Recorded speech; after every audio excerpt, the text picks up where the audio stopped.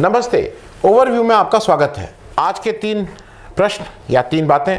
चुनाव की आहट और ईडी से बुलावा, क्या कोई संबंध है? दूसरा, कश्मीर में गोली नहीं चली तो जाने कैसे जा रही हैं? तीसरा, एमएलए लैड से किसका फायदा? तो सबसे पहले बात कर लें कि चुनाव की आहट और ईडी से बुलावा, इसमें क्या संबंध है।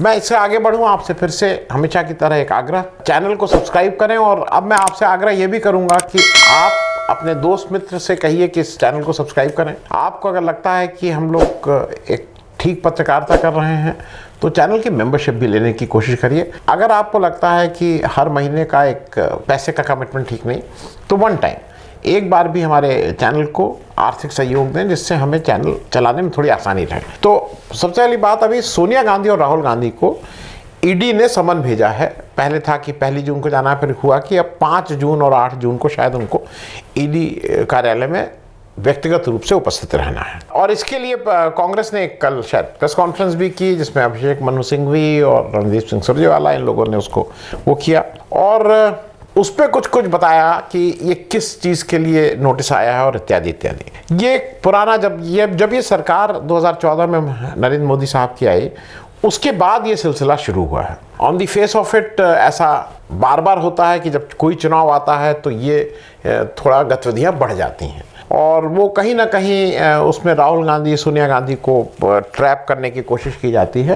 रॉबर्ट वाड्रा को कई बार हुआ है 2019 का इलेक्शन में, मैं उसका हवाला कई बार भी दे भी चुका हूँ। मुद्दे की बात यह है कि अगर इन लोगों ने इस तरह का कोई काम किया है तो उसका ट्रायल होना चाहिए ना, कोर्ट में वो मुकदमा चलाइए समयबद्ध उसमें। और क्योंकि इंपॉर्टेंट है, ये देश की एक बड़ी पार्टी के अगर सबसे बड़े पद पे बैठे हुए लोग हैं, तो बाकी तो मान लीजिए एमएलए एमपी का 6 महीने, वो इन लोगों का तो मतलब सक्सेसिव लगातार इनकी हियरिंग करके इस पे कोई ना कोई निर्णय होना चाहिए।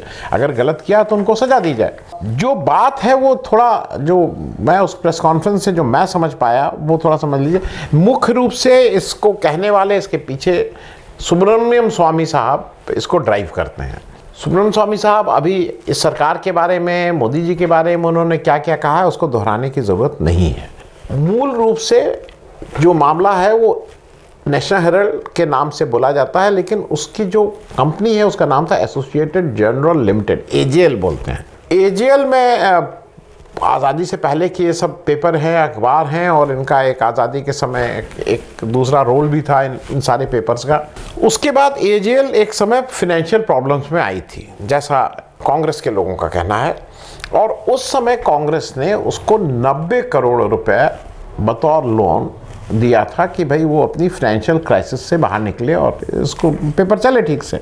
बाद में चूंकि वो पैसा तो वापस नहीं हो पाया, तो एजीएल ने वो जो शेयर थे वो कन्वर्ट किए इनटू इक्विटी। ये बहुत कॉमन चीज़ है, ये बहुत कई जगह है कि जब कोई लोन देता है या कर्जा देता है और अगर नहीं हो पाता तो बैंक में भी बहुत कॉमन है, वो इक्विटी पे कन्वर्ट किया जाता है। ये कोई ऐसा नहीं है कि कोई अजूबा हो गया हो। तो वो इक्विटी, और वो जो इक्विटी थी वो यंग इंडिया नाम की कंपनी को दी गई। तो अब एक एजेएल हो गया, एजेएल को कांग्रेस ने लोन दिया 90 करोड़ लोन का जो एक इक्विटी जो उसको उन्होंने कन्वर्ट किया, तो वो यंग इंडिया में आई।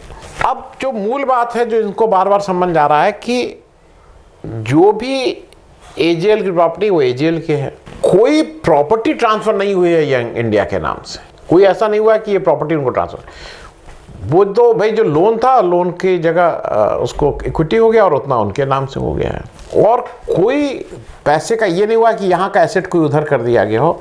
तो इसलिए उनका कहना यह है कि इसमें कोई मनी लॉन्ड्रिंग का केस नहीं बनता है। इसके डिटेल्स हैं हर, क्योंकि कोई भी चीज़ है उसका एक दूसरा पक्ष भी होगा कि भाई इसमें ऐसे होना चाहिए था, इसमें ऐसे होना चाहिए था। लेकिन अगर वो देश के, अगर एक और खास करके विपक्ष पार्टी के 1 और 2 नंबर के नेताओं के ऊपर अगर ये बात है, तो इसको तो बहुत गंभीरता से लिया जाना चाहिए। जैसे वो एक आपको केस है ना, सोहराबुद्दीन वाला केस था, जिसको गुजरात से बाहर किया गया कि नहीं, गुजरात में उसको ठीक हियरिंग नहीं मिलेगी, वो महाराष्ट्र में किया गया। और महाराष्ट्र में उसमें बहुत कंडीशंस लगाई थी सुप्रीम कोर्ट ने कि वो कैसे कैसे वो केस चलेगा। हालांकि जो उसमें हमारे अमित शाह साहब भी अभियुक्त थे, उसका जस्टिस लोया का क्या हुआ, क्या क्या नहीं हुआ, लेकिन वो केस आप चलाइए डे टू डे बेसिस पे, और इस नेशनल वाले केस का कुछ कंप्लीट करिए। क्योंकि अगर इन लोगों ने कुछ गलत किया है तो उनको जेल भेजा जाए। लेकिन ये जब भी इलेक्शन आए उसमें आप इस तरह की बातें करें, उसमें फिर किसी को गिरफ्तार करें, फिर आप सिर्फ डिस्टर्ब करने के लिए ये सब काम करें, ये थोड़ा ठीक नहीं लग रहा है, क्योंकि इंप्रेशन यही जा रहा है। दूसरी बात, हमारे अमित शाह साहब ने जब 370 हटाई थी तो कई बार बहुत सीना ठोक ठोक के कहा था कि कश्मीर में गोली नहीं चली और सब कुछ देखिए लॉ एंड ऑर्डर ठीक है। लेकिन आप रोज सुन रहे हैं इधर पिछले दिन से उसकी रफ्तार तेज हो गई है, जाने जा रही हैं। एक राहुल गांधी का ट्वीट है, आज का ट्वीट उन्होंने कि आज या कल 1-2 दिन पहले उन्होंने ट्वीट किया है। उन्होंने कहा है कि पिछले 5 महीने में 15 सुरक्षाकर्मी और 18 सिटीजन्स नागरिकों की हत्या हुई है, लोग मारे गए हैं। 1-2 दिन पहले अभी वो फिर से कश्मीरी पंडित एक शिक्षिका है, उनकी हत्या हुई है। लोग कश्मीरी पंडित पिछले 18-20 दिन से सड़कों पे हैं, धरना प्रदर्शन कर रहे हैं। उसका क्या हो रहा है? क्योंकि जब कश्मीर फाइल्स आई थी तब हमारे प्रधानमंत्री जी ने उसके लिए तो अपील की थी कि जाके कश्मीर फाइल देखिए और कश्मीर में क्या होता है उसको जानिए। वहाँ तो जो हो रहा है उसमें आप क्या कर रहे हैं? क्योंकि इस समय केवल और केवल आपकी जिम्मेदारी है। कश्मीर पिछले 3-4 वर्षों से 2018 के बाद सीधे सेंटर उसको गवर्न कर रहा है, उसमें कोई स्टेट गवर्नमेंट का कोई हाथ नहीं है। ये 101% आपकी जिम्मेदारी है। अगर वहाँ किसी एक की भी जान जाती है तो उसकी जवाबदेही सेंट्रल गवर्नमेंट की है, उसकी उस स्टेट से कुछ नहीं है। आप वहाँ क्या कर रहे हैं? क्योंकि लॉ एंड ऑर्डर तो आपकी जिम्मेदारी है। आपने अपना एक वहाँ एलजी बिठाए हुए हैं, वो क्या कर रहे हैं? स्टेट, क्योंकि वहाँ कोई चुनी हुई सरकार नहीं है, आप उसको कर रहे थे। क्योंकि एक चीज़ अगर आपको याद हो, जब अभी राहुल गांधी कैम्ब्रिज गए थे, वो बार बार उन्होंने जब कश्मीर की बात हुई उन्होंने कहा था भाई हम लोगों ने बोला नहीं था, इतना बार बार बोला नहीं गया था। लेकिन वो ये कहते थे कि जो आतंकवाद था, और ये भी फैक्ट है कि आतंकवाद में बहुत रोकथाम आई थी, बहुत कमी आई थी। और उसी माहौल में 2014 का इलेक्शन हो पाया था जहाँ पे बीजेपी को सीटें मिली थी और बीजेपी ने पीपीपी मुफ्ती साहब के साथ मिलकर उन्होंने सरकार बनाई थी। अब वो क्या हुआ? क्योंकि मुख्य मुद्दा ये है, देखिए एक चीज़ फिर से बार बार समझने की है, मैं हरदम कहता हूँ, नफरत आप फैलाएंगे ना, आप लोगों में डर पैदा करेंगे तो वो सोल्यूशन नहीं होगा। वो आपका दरवाजा भी कल के दिन खटखटाया जा सकता है। कश्मीर फाइल्स को लेके जितना वो बना था कि वो देशवासी नहीं, वो राष्ट्र प्रेमी नहीं, अगर कश्मीर फाइल्स नहीं देखी, नफरत बढ़ाने का काम किया था। अगर आप नफरत बढ़ाने का काम सुबह से शाम तक कर रहे हैं तो फिर इसका हल आप कैसे करेंगे? क्योंकि कश्मीर का क्या रोड मैप है बताइए ना। अब तो 3 साल हो गया, करीब अगस्त में 3 साल हो जाएंगे। आपने 3 साल में क्या किया है कश्मीर में? तो आपको बताना होगा कि आप 70 साल कहते रहते हैं। 3 साल में आपने जब कश्मीर के 2 टुकड़े कर दिए, आपने लद्दाख अलग कर दिया, उसमें उसके बाद क्या हुआ? क्या, और मैं इसलिए पूछ रहा हूं कि आपकी तरफ से क्या एक भी आपने ऑल पार्टी मीटिंग की? वो आप कश्मीर के लोगों के साथ, मैं कह रहा हूं कि जो देश का पूरा नेतृत्व है उसके साथ आपने किसी को कॉन्फिडेंस में लिया? पेंगोंग लेक जो है लद्दाख, उसमें चाइना जो ब्रिज बना रहा है, क्या क्या कर रहा है, उस पर आप उस पर बोलते ही नहीं है कुछ, क्योंकि ये सारी चीज़ें सुरक्षा से जुड़ी हुई हैं। आज देश में आपसे कोई नहीं पूछ रहा है कि सीडीएस जो हिंदुस्तान का जो था, जो हमारी सुरक्षा का सबसे पहला व्यक्ति कह लीजिए, जहाँ से उसके बाद सुरक्षा, सीडीएस विपिन रावत की 8 दिसंबर को डेथ होती है एक दुर्घटना में। आज फिर से 6 महीने होने को आ रहे हैं, आज दूसरा सीडीएस नहीं बना पाए हैं। मतलब हमारी सुरक्षा का क्या है? कौन जो व्यक्ति सबसे बड़ी जिसकी जिम्मेदारी थी हमारे देश की सुरक्षा की, उस पद पे पिछले 6 महीने से सरकार ने कोई आदमी उसकी दुर्घटना के बाद बिठा नहीं पाई है। ये खिलवाड़ नहीं है? आपको लग रहा है कि देश की सुरक्षा के साथ क्यों नहीं कोई सीरियस अभी तक आप अपॉइंट कर रहे हैं?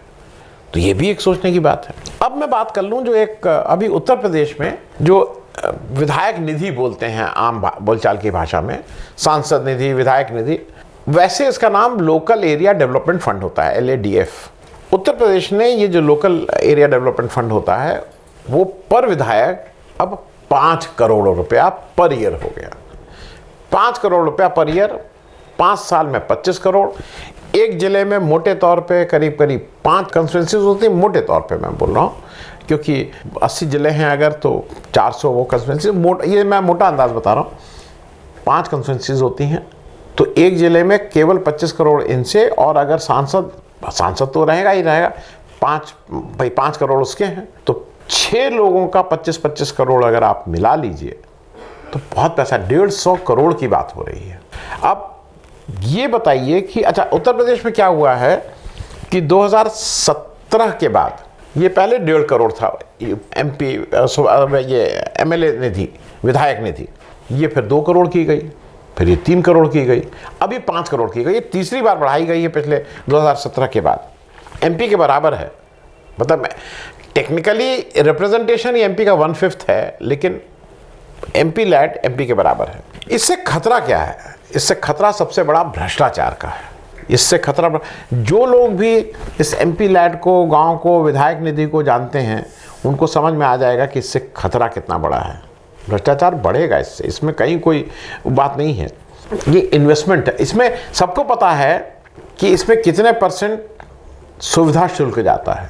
सुविधा शुल्क जाता है, ये सच्चाई है, इससे मुंह नहीं मोड़ा जा सकता है। और इलेक्शन जो है वो आपकी तय सीमा से कितना ज़्यादा पैसा खर्च होता है, तो क्या ये एक तरह से आप एक अपॉर्चुनिटी दे रहे हैं कि आपका इन्वेस्टमेंट अगर 100 रुपया हुआ तो मैं आपको अपॉर्चुनिटी दे रहा हूँ कि आप कैसे 100 रुपये को वापस करके कुछ और पैसा ले आइए।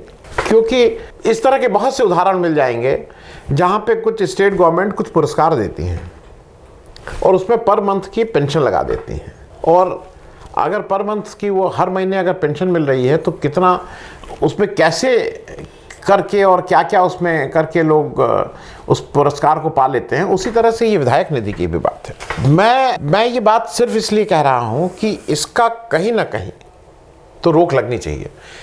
ये डिस्ट्रिक्ट डेवलपमेंट प्लान बनता है, डिस्ट्रिक्ट डेवलपमेंट प्लान में क्यों नहीं हमारे विधायक जी, हमारे सांसद जी जाके वहाँ बैठें, बताएं कि हमारे ज़िले में ऐसे ऐसे होना चाहिए, इस तरह से विकास होना चाहिए।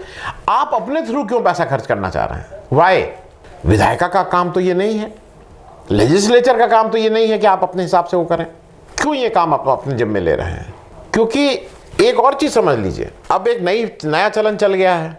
जैसे MP साहब हैं राज्यसभा, वो दूसरी स्टेट के भी आके यहाँ आने लगे हैं। MLC साहब लोग हैं, क्या कौन कौन बनाए जाते हैं, वो किस जिले का कहाँ, इनको भी विधायक निधि और सांसद निधि है। क्या उसमें उसका क्या हश्र होता है, ये आप सबसे छुपा नहीं है। क्योंकि 2-3 चीज़ें बहुत पॉपुलर हैं। पहले पुलिया बहुत पॉपुलर हुआ करती थी, आज से 30-40 साल पहले, क्योंकि पुलिया में वो हर जगह कहीं भी नाली जा रही है उस पर कह दो पुलिया बनेगी। वो तो एनी नाली, मतलब आप यहाँ से गांव में अगर 1 किलोमीटर चलिए तो आप 6 पुलिया बनवा देते हैं। क्योंकि पुलिया बनाइए, माल रखिए जेब में, जाइए। अब उसके बाद आया था कंप्यूटर में, क्योंकि ये था कंप्यूटर, 100 रुपये का कंप्यूटर, 100 रुपये की ट्रेनिंग। क्या ट्रेनिंग होती तो पता है? वो ट्रेनिंग के नाम पे लूट हुई और उसका एक बड़ा कमीशन आ जाता था। अब नया आया हुआ है सोलर लाइट, क्योंकि अब हर विधायक ने उसमें देखिए सोलर लाइट लग रही हैं, और ज़्यादातर ये सारे काम या तो सिविल कंस्ट्रक्शन के दिए जाते हैं या सोलर लाइट टाइप काम दिए जाते हैं। भाई मतलब ये MP लैट या MLA लैट का कोई मतलब ही नहीं है। मैं एक उदाहरण दे दूं, क्योंकि आज ही मधु लिमय जी का एक भाषण कहीं था, 100 साल पूरे हुए हैं उनकी याद में, एक बात कहीं हो रही थी। मधु लिमय ने लोकसभा में जब एक बार ये प्रपोजल आया कि सांसदों का वेतन बढ़ना चाहिए, तो उन्होंने उसका अपोज किया था, ही अपोज्ड इट। लेकिन कौन अपोज इसको मानता है, वो तो बढ़ा दिया गया। फिर इन्होंने लिख के स्पीकर को भेजा, इन्होंने कहा मेरा नहीं, आप पैसा बढ़ाइएगा, क्योंकि मैंने इसका विरोध किया और मैं इसके अगेंस्ट हूँ। अब एक बड़ी बात यह, और मैं एक आपको व्यक्तिगत तौर बता दूं, उदय विजय माल्या साहब जो थे वो राज्यसभा में पहुंच गए थे, 2009-10 की बात है, और 1 जनवरी आई, नया न्यू ईयर, उन्होंने पूरे सांसदों को एक बड़ी वाली महंगी वाली शराब की बोतल बढ़िया पैकिंग करके, जैसा आपको पता ही वो कैसी पैकिंग करते थे, सबके घर भिजवाई थी। मेरे भाई साहब भी वहाँ MP हुआ करते थे। मेरी जानकारी में 2 या 3 MP थे, हो सकता है ज़्यादा रहे हों, लेकिन मेरी जानकारी में जिन्होंने वो शराब की बोतल उनके यहाँ लौटाई थी कि भाई ये कौन सा क्या तमाशा है। उसी तरह से इस विधायक निधि को ये देखने वाली बात होगी कि हमारे 403 MLA में क्या कोई ये उठ के ये कहेगा कि नहीं, ये विधायक निधि का इतना बढ़ने का कोई मतलब नहीं है। मैं जिले के, मेरा जो काम है, मैं जिले में ठीक से काम हो, जिले में जो डिस्ट्रिक्ट डेवलपमेंट प्लान होता है उसमें मैं लड़ूंगा, वो करूंगा, झगड़ा करके अपने जिले के लिए ज़्यादा पैसा लाऊंगा और उसमें ठीक से काम करवाऊंगा। देखने वाला होगा कि क्या 403 में एक आदमी भी इसके विरोध में खड़ा होता है। Thank you so much.